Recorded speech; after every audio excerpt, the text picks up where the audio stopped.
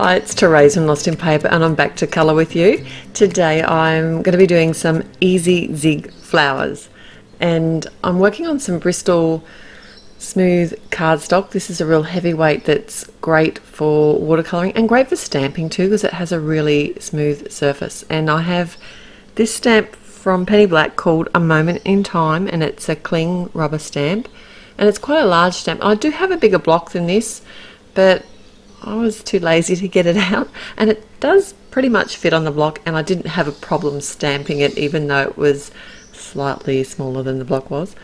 I'm going to stamp this flower 3 times, and I have cut some Inkadinkado stamping mask paper, and the ink that I'm using today, it does look black but it's not. It's actually called Steel Grey, and it's a hybrid ink, so it works well. It's a permanent ink that works well with watercolours. I just thought I'd steer away from the black. It isn't quite as dark as the black, but it's not far off, I suppose you could say. And what I had to do here was actually stamp the 3rd flower. To make it look like it's in the background, I have masked the other 2 flowers, like the stem and the actual image where the flower is going to be touching. So when I remove my masks here, you can sort of see what I'm talking about. It makes it, the flower that I stamped last, look like it's behind everything else. It is a very large image. Now I have my zigs. I am using 2 different methods to colour with, and this is the direct to paper. I didn't actually leave this image very long to dry, and the ink didn't seem to run. I didn't have a problem with that, but the other method that I use, I am kind of jumping back and forth, sorry. I'm post-night duty, so my brain isn't kind of working very well at the moment. But what I'm doing here, direct to paper, I'm actually adding a couple of layers of colour before I add my water. And then I can come in and add a bit more depth, either while it's wet, when it's dry, or off a block after. And you'll see what I mean when I get to that a little bit further on. The stamp has a lot of shading telling me where to put my shadows, so it is a really easy stamp to colour in that respect. And I didn't think about it too much. I just wanted this to be fun. I just wanted to have some relaxing colouring, so I haven't focused too much on shade, and I've literally just followed the guide of the actual stamp image itself. And I will list all the colours that I've used, all the Zig colours that I've used over at my blog, and the link will be in the YouTube description below. And I'll be back with you soonish. Maybe it does take me a little while because I do colour the background as well in a few different layers, so I did have to wait for that to dry and come back because I didn't want to mix the colours. That's the thing with watercolour. If you allow it to dry in between, then the colours won't mix so much. The zigs will reactivate a little bit, but not like the distressing. So it does take me some time. That's why it's all sped up for you. See you soon.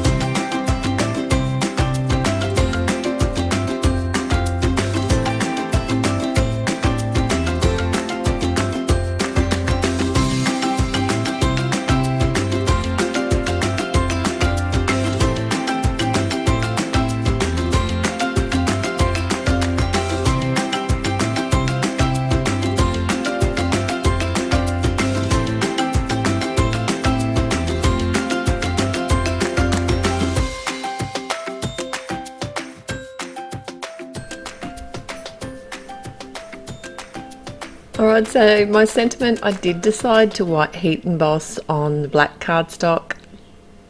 I did try a couple of other things. I tried a die cut, one of the new die cut words that are fantastic from Penny Black, but it just got lost in amongst the busy pattern.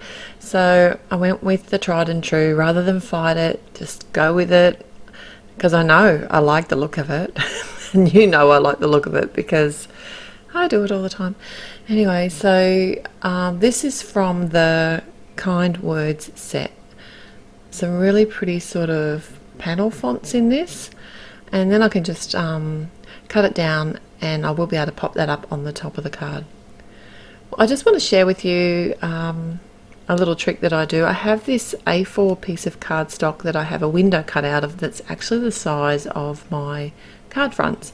So what I can do here is just hold it over top of my panel. I did have my panel cut larger than I needed because I wasn't sure about placement, and I thought this is a much easier way to get my images exactly where I want them on my card front without sort of having to commit.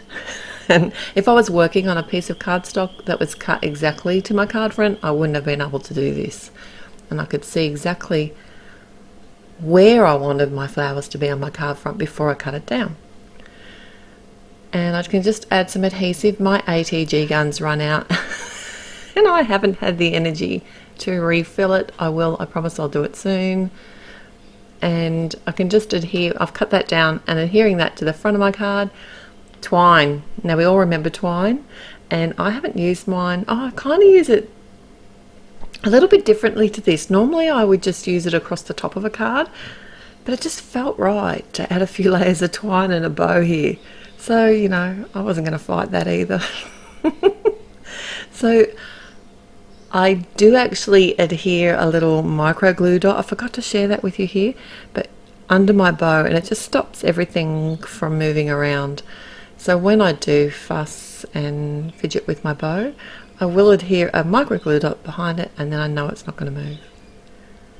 I can just use some black foam fun squares to adhere my sentiment down, and I did actually add a few of the Morning Dew Nouveau drops. These are the clear ones, so I added a few of those around on the flowers and just could adhere those with some. I actually used the glossy accents this time because I wasn't sure. I don't think the matte medium would be visible through it, but you know, I went with it.